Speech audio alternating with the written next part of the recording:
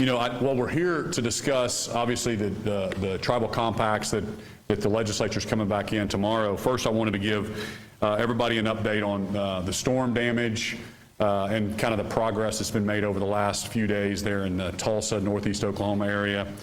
So I was up there in Tulsa, Broken Arrow today, stopped by their command centers, went to Broken Arrow first, then went to Tulsa, and then met with the CEO and went with PSO and actually into some neighborhoods and watched what they've done.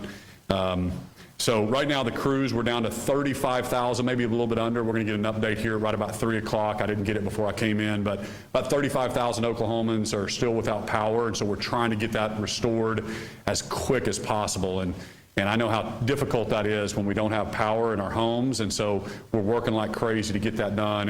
And it's down from 350,000 outages statewide at the actual peak. But there was about 500 poles that went down. It was the equivalent of probably an F1 or F2 type tornado with 118 mile an hour wind. So extensive damage over in the northeast part of the state.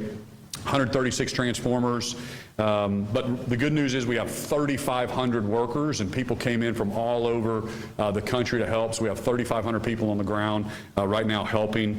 And to go through a timeline, so last Thursday, through our DPS commission authority, we waived kind of the weight size requirements to start locating trucks and make sure that we can get all the equipment in as we saw the storms approaching. So we did that last Thursday.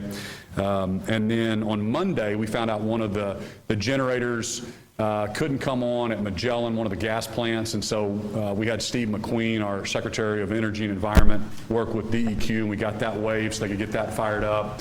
To waive some federal and some state requirements to get that going. And then on Tuesday, Mark Gower's just done a great job, our emergency management folks working with the local people. Broken Arrow did a great job as well.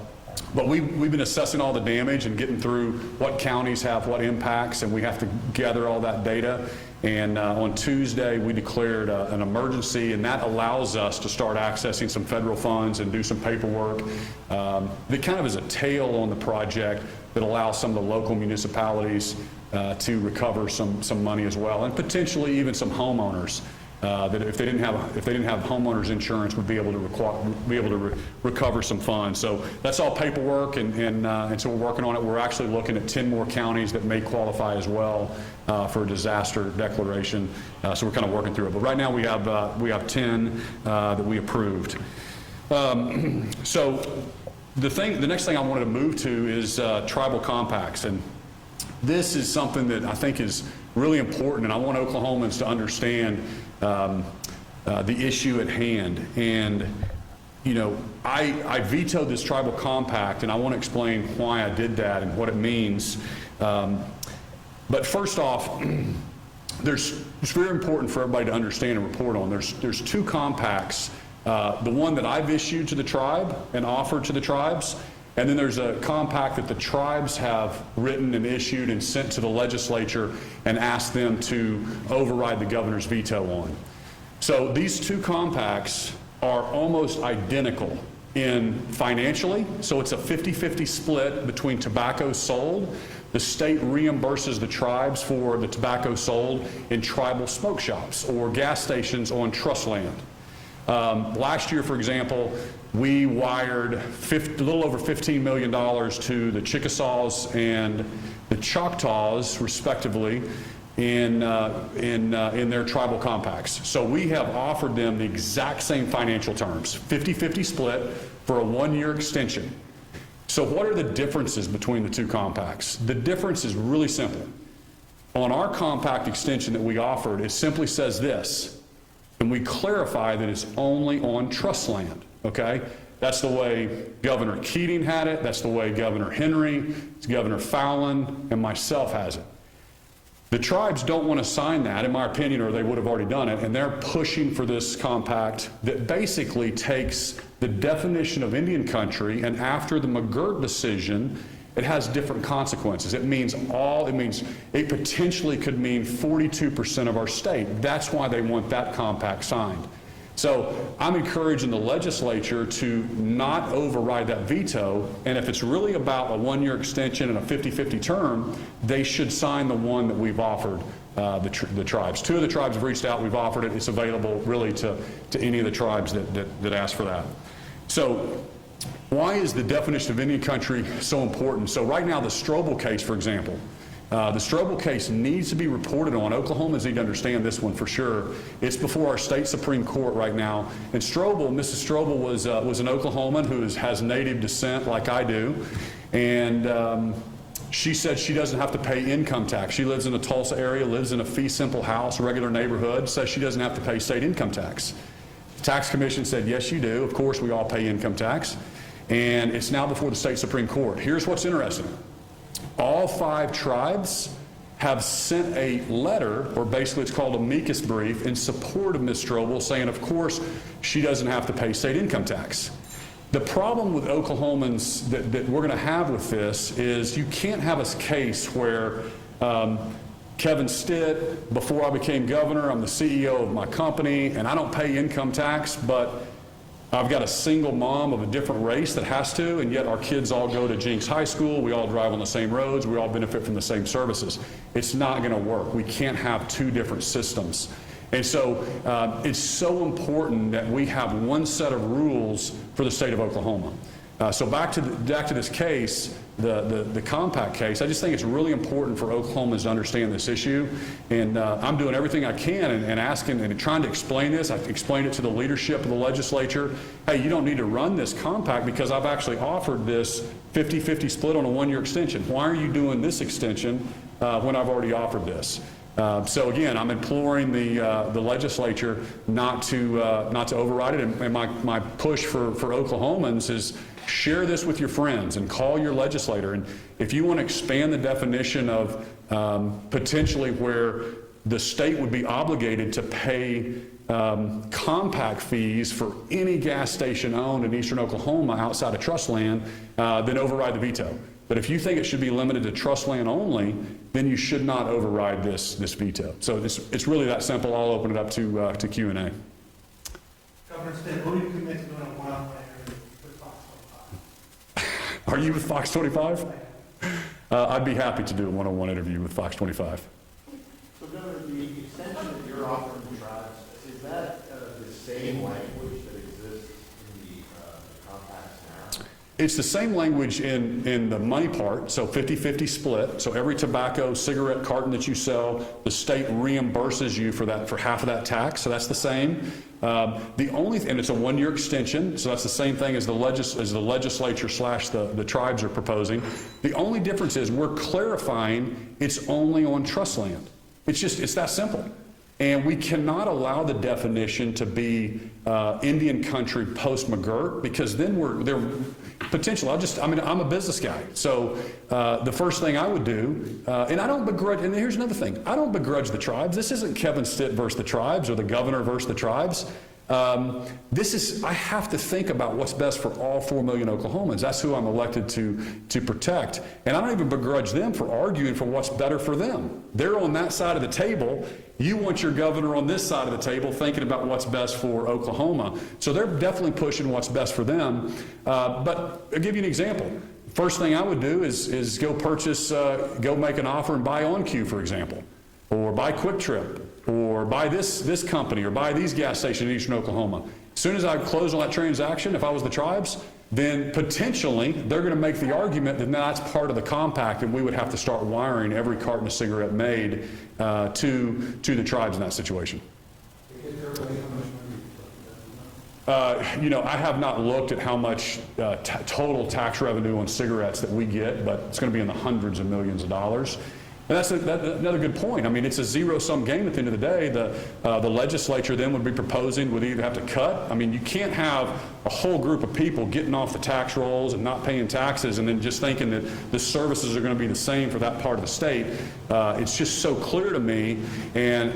But politics get involved. I hope that the legislature can hear me. I hope Oklahomans will, call their legislator and say, this what the governor's saying is right. He's fair on this issue, and but you got to be involved. We have to have an informed electorate. We have to have people that understand what the issues are, and it's a no-brainer what to do. I tell Oklahomans all the time that if all 4 million Oklahomans could sit in my office on my couch and we could talk about the issue, if you're on the side of 4 million Oklahomans and the taxpayer, it's pretty simple what to do. Governor, there's a couple other bills that the special session will come back Monday. There's some discussions, the House is not happy that the Senate didn't hear a measure regarding judicial evaluation, statewide official pay. As a result, they did not hear 3 measures by the Senate. 2 of those, I wonder your opinion on. One of them is the money for the state question, 781 fund, right, for mental health services, to try to defer people from justice. And the other one is the Oklahoma, the OK Pop Museum, which has received state money in the past, not open for whatever reason, and it would be some sort of $18 million match, and there is private money, the state would take $18 million. You're from Tulsa. Have you heard much about this, and do you have any advice to the legislature as they consider options? You know, I really haven't, you know, I saw some of those things the very last couple days of session. We saw those things flying around. I didn't know that was part of special session, whether they're going to re-bring those up or not. But as a general rule, you guys know me by now, and, you know, I'm really reluctant to spend the taxpayer money. I mean, I advocated for a tax cut so hard, still considering a special session. So as far as giving away money to museums, I'm going to have a problem with that. The legislature gave $5 million away to another private museum this year, and so all that stuff just adds up. And then we couldn't get a tax cut. So very frustrating. I know Oklahomans are hurting with inflation, and we throw around, you know, $18 million like it's $18, and it feels like in this building sometimes. But these are real dollars that need to go back to the consumer, to the taxpayer, and because they're hurting as well. Cherokee Nation just put out saying Governor Stitt was appearing with Oklahoma's in need after severe rush back to destroy vital solvent. So what are your thoughts? Again, I mean, everything I said is true. I'm only going to speak the facts. Oklahomans can see it. Again, they're going to try to attack me and say that I don't like them. That's nothing could be further from the truth. As a member of the Cherokees, all my cousins rodeo in the Indian Rodeo Association, and that's a cool part about Oklahoma. But we're all Oklahomans. And do we want to divide our state based on race or based on this or this county? It's not fair. The Hooper case, I just want to bring up this real quick. Hooper case is before the 10th Circuit. Hooper was a gentleman driving through Tulsa, and Hooper got a speeding ticket. And Hooper was part of a tribe, and so he said, I don't have to pay that speeding ticket. City of Tulsa, this isn't Kevin Stitt. City of Tulsa said, of course you have to pay the speeding ticket. Everybody has to follow the laws in the city of Tulsa. Well, again, all 5 tribes have sent a amicus brief, which is a support letter to the court at the 10th Circuit telling the court, of course Hopper doesn't have to follow municipal guidelines in the state of Oklahoma. I don't know what that has to do with me growing up a Cherokee and becoming governor of Oklahoma. We want everybody to be successful. I just don't believe in saying that this group doesn't have to play by the same set of rules as everybody else.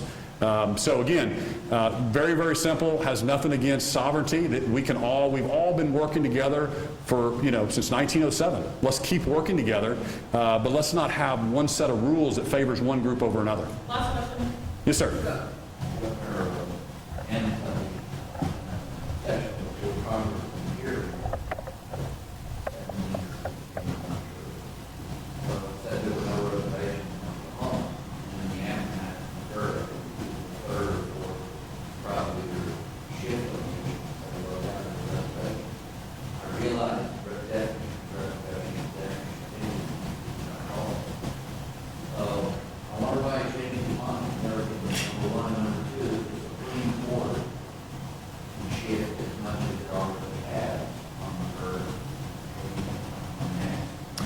Yeah, it's a great question. I mean, the short answer is the reason he switched is because he won a great court case and he knew there was a benefit there. But yes, since 1907, we've all understood. I mean, we grew up in Oklahoma history in Oklahoma that the great thing about Oklahoma is we didn't have reservations. We all worked together. We allotted out land 160 acres at a time at statehood. And that land has been bought and sold, and Tulsa springs up, and we all go to the same schools. We don't have a separate reservation or land held in reserve just by the tribes like they do in New Mexico or the Navajo reservation. And thank goodness, the poverty in some of those areas compared to Oklahoma, it's night and day.